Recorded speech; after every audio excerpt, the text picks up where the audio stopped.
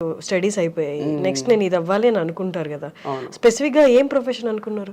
అంటే క్యాంపస్ లో జాబ్ కొట్టాలని అయితే ఉంటుండే, స్పెసిఫిక్ గా ఏం అనుకోలే. క్యాంపస్ కి సెలక్షన్స్ కి వస్తారు కదా, హెచ్డిఎఫ్సి కంపెనీ అని, హెచ్ఎస్బిసి అని, లేదా హుండాయ్ అని, వీళ్ళందరూ వస్తుండ్రి. ఇక టీసీఎస్, ఇన్ఫోసిస్, ఒక దాంట్లో జాబ్ అయితే కొట్టాలి, ప్రూవ్ చేసుకోవాలని ఉంటుండే. నేనేమనుకుంటుంటే అంటే మా క్లాస్ లో అందరికీ నాకు తెలుసు నేను బాగా మాట్లాడతా, ఇంగ్లీష్ కూడా వచ్చు, అంత మంచిగా మాట్లాడతాడని, ఇక ఎట్లయినా జాబ్ వస్తుంది అనుకున్నా. కానీ క్లాస్ లో మాట్లాడడం వేరు, వాళ్ళు స్టేజ్ ఎక్కి మాట్లాడడం అన్నప్పుడు గ్రూప్ డిస్కషన్స్, ఇంటర్వ్యూస్ అంత తడబడుతుంటే ఇట్లా చెమటలు పడుతుండే, ఏం అర్థం కాకుండే. వాళ్ళు అంటుండ్రి మీరు ఇంకా ప్రిపేర్ కావాలి, మీకు సెట్ కాదు, మీకు జాబ్ ఇవ్వలేమో అని. అట్లా 5-6 కంపెనీస్ రిజెక్ట్ చేసేసినాయి. అప్పుడు అనుకున్నా మనకే టాలెంట్ ఉంటుంది అనుకుంటాము, మనకన్నా టాలెంటెడ్ ఉన్న వాళ్ళు చాలా మంది ఉంటారు, చాలా కష్టం ఈ పోటీ ప్రపంచంలో జాబ్ కొట్టడం అన్నది. కానీ ఆ ఎక్స్పీరియన్స్ వల్ల గూగుల్లో జాబ్ వచ్చింది. కానీ చిన్న జాబే, అది చాలా చిన్న జాబ్. గూగుల్ మ్యాప్స్ అని ఉంటది.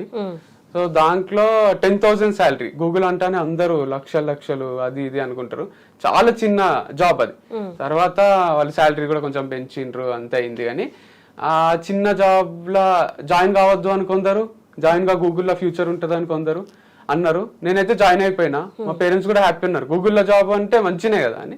కొన్ని రోజుల తర్వాత కంప్యూటర్ ముందు ఏం పని చేస్తామో అని రిజైన్ చేసి మళ్ళీ కొన్ని రోజులు ఖాళీ ఉన్నా. తర్వాత మా అన్న ఆల్రెడీ ప్రొఫెషన్లు ఉండే, యాప్టిట్యూడ్ అని టీచ్ చేస్తాం కాలేజెస్ లో, సిబిఐటి, జేఎన్టీ ఇక్కడ.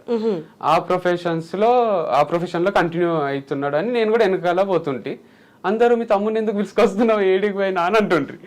లేదు మా ఊడు ఖాళీగా ఉన్నాడు, ఇప్పుడు వస్తాడు, మా ఊడు నాతోనే ఉంటాడు, మీకు ఏమైనా ప్రాబ్లం అయితే నేను కూడా వెళ్ళిపోతా, కానీ మా తమ్ముడు అయితే నాతోనే ఉంటాడు అన్న టైప్ లో తీసుకుపోతుండే. పోతుంటే నేను అందరితో అబ్జర్వ్ చేస్తుంటే, సార్లు వాళ్ళు చెప్తుండ్రి, పిల్లలు జస్ట్ మా అన్న క్లాసు, ఇంకొక ఇంగ్లీష్ సార్ ఉంటుండే శ్రీకాంత్ శ్రీరామ్ అని, ఆయన క్లాస్ కొంచెం ఎంజాయ్ చేస్తుండ్రి. అరే వీళ్ళిద్దరే మంచి చెప్తుండ్రు, వేరే వాళ్ళకి చెప్పనికనే వస్తలేదు, ఇంత నాశనం చేస్తుండ్రు పిల్లల బతుకు, వీళ్ళు కరెక్ట్ కాదు, వీళ్ళు లెక్చరర్స్ గా సెట్ గారు, నేను చెప్పినా ఇంకా మంచి చెప్తా కదా, వీళ్ళు ఎందుకు ఇట్లా అని బాధ అవుతుండే, చెప్పబుద్ధి అవుతుండే స్టేజ్ ఎక్కి. కానీ ఇంకా నాది అప్పటికి నాకు వాళ్ళు ఏమి అవకాశం ఇవ్వలే.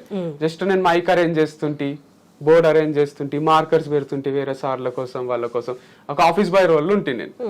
తర్వాత మా అన్న నేను కలిసి మనమే సెపరేట్ గా ఒక కాలేజ్ని అప్రోచ్ అయ్యాం, ఛాన్స్ ఇస్తారేమో చూద్దామని. భోజిరెడ్డి ఉమెన్స్ కాలేజ్ అప్రోచ్ అయినాం. ఆమె రామలక్ష్మి అని, మా దూరం చుట్టం అవుతుంది ఆమె, అట్లా కొంచెం సాఫ్ట్ కార్నర్ ఉంది ఆమెకు. ఆమె ప్లేస్మెంట్ ఆఫీసర్ని పిలిచి, ఈ పిల్లలు ఇద్దరులో చాలా ఫైర్ ఉంది, అవకాశం ఇవ్వండి అని చెప్పింది. మేము పోయినాము, ఉమెన్స్ కాలేజ్ అది. మా అన్నకు ఆల్రెడీ ఎక్స్పీరియన్స్ ఉంది. నాకు ఫస్ట్ టైం కొంచెం టెన్షన్ అయింది, ఫస్ట్ 2-3 క్లాసులు మంచిగా చెప్పాలి, కానీ తర్వాత మస్తు మైండ్ బ్లోయింగ్ వచ్చినాయి క్లాసెస్. అది ఆ ప్రొఫెషన్ లో కంటిన్యూ అయినా. తర్వాత ఏమనిపించిందంటే ఇంకేదో అచీవ్ చేయాలి, ఇది కాదు, సినిమా ఇండస్ట్రీకి పోవాలి, అక్కడ కథలు చెప్పాలి, అక్కడ సెలబ్రిటీ కావాలి, సినిమానే కరెక్ట్ మనకు అని సినిమాల చుట్టూ తిరిగినాం ఇద్దరం కలిసి. దాంట్లో ఫెయిల్ అయినాం, ఎవరు అవకాశం ఇవ్వలే అని మళ్ళీ ఈ ప్రొఫెషన్ కంటిన్యూ చేసినాం. తర్వాత ఒక రోజు నేను సోలోగా తిరిగిన, దిల్ రాజు గారిని కలిసిన, అసిస్టెంట్ డైరెక్టర్ గా ఛాన్స్ ఇచ్చిండు, శ్రీనివాస కళ్యాణం అని. అది నాకు బిగ్గెస్ట్ డే అనిపిస్తుంది నా లైఫ్ లా. దిల్ రాజు సార్ ఇట్లనే కూర్చున్నాడు ఇంట్లో, నేను డోర్ దగ్గర పోయి ఇట్లా జస్ట్ డోర్ నాక్ చేసి లోపల పోతుంటే కొంచెం షాక్ అయింది, ఇటు దొంగనా, ఈడొకడు, బుక్కులు ఉన్నాయి చేతిలో, ఒక సేల్స్ మ్యానా, కానీ ఏం అంటలేడు. ఎందుకంటే సార్ కొంచెం రుబాబుగా మస్తు కాన్ఫిడెంట్ ఉంటాడు కదా, ఎవరు నువ్వు అటు వెళ్ళిపో, ఏం అంటలేడు. ఏంది అంటే ఇట్లా బుక్ రాసిన సార్, గూగుల్లో వర్క్ చేసిన, నాకు అసిస్టెంట్ డైరెక్టర్ గా ఛాన్స్ ఏంటి, మీకు చాలా మంది తెలుసు కదా డైరెక్టర్స్, ఎవరి దగ్గర నన్ను పెట్టేసేయండి, హిట్ డైరెక్టర్ అయినా సరే, ఫ్లాప్ డైరెక్టర్ అయినా సరే. అంటే ఏంది కరెక్ట్ విషయం చెప్పు అంటే, బుక్ చూడండి సార్ అని బుక్ ఇచ్చి ఒక కొటేషన్ చెప్తున్నా స్టూడెంట్స్ కి చెప్పినట్టు. ఉన్నోడు అంటే డబ్బు ఉన్నోడు కాదు, మంచులా అంటే మంచి మనసున్నోడు, మంచిని మంచిగా చూస్తున్నాడు అని పెద్ద కొటేషన్ ఉంటుంది. అది చెప్తే బానే ఉంది, నేను బుక్ అంతా చదివి నీకు కాల్ చేస్తా అని అన్నాడు. మీరు నాకు కాల్ చేయడం నాకు వెయిట్ చేయలేను సార్, మీ నంబర్ ఇవ్వండి, నేనే ఒకసారి మీకు రిమైండ్ చేస్తా అంటే, నాకు అట్లా నంబర్ ఇయ్య అన్నాడు. ప్లీజ్ సార్, నేను డైలీ కాల్ చేయను, రోజుకి ఒకసారి అంతే అని అందమని వస్తుంది మాట. ఎందుకంటే సినిమాలు ఇన్ఫ్లుయెన్స్, దాంట్లో మల్లీశ్వరి ఇలా డైలాగ్ ఉంటుంది కదా కత్రినా కైఫ్తో, నేను డైలీ కాల్ చేయనండి నేను ఒక డైలాగ్ ఉంటది, సేమ్ డైలాగ్ రిపీట్ చేద్దాం అనిపిస్తుంది, కానీ అది సిచ్యువేషన్ అది కాదు అని నేను లెస్ అని డిస్టర్బ్ చేయను, నంబర్ ఇవ్వండి అంటే లాస్ట్ లో 111 ఉంటుంది సార్ అది నంబరు. ఇచ్చిండు, సేవ్ చేసి పెట్టుకున్నా. మళ్ళీ ఆఫీస్ కి ఒక రోజు సంక్రాంతి తర్వాత రమ్మన్నాడు.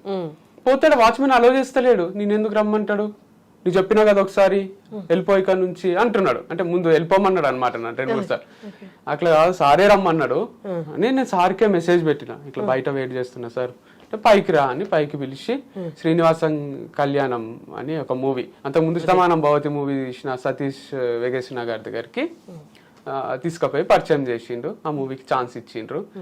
అది నాకు ఆఫీస్లో మంచిగా అనిపిస్తుండే. ఈడ అమలాపురంలో షూట్ ఉండే, ఆడ కష్టం అనిపించింది. ఆ ఎండలో తిరగడం, ఒక బ్యాగ్ వేసుకొని ఆ షూట్. నితిన్ ఉంటుండే, హీరో నితిన్, రాశిఖన్ అందరు ఉంటుండ్రి. కానీ నాకు అది సెట్ కాదు అనిపించింది. నాకు ఐ డోంట్ బిలాంగ్ హియర్, నేను అచీవ్ చేయాల్సింది ఇంకేదో ఉంది, ఇటు నుంచి వెళ్ళిపోవాలి.